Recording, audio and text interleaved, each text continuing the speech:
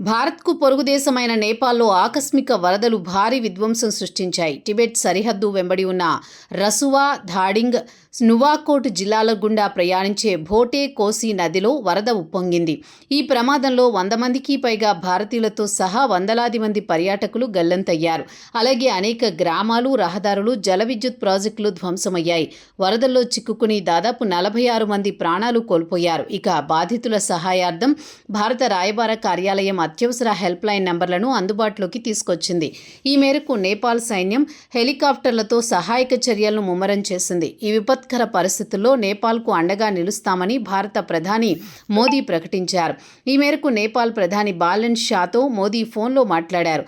నేపాల్లో ఆకస్మికంగా సంభవించిన ఈ విషాద ఘటనపై ప్రజలకు మోదీ సంతాపం తెలిపారు. అలాగే మృతుల కుటుంబాలకు సానుభూతి ప్రకటించారు.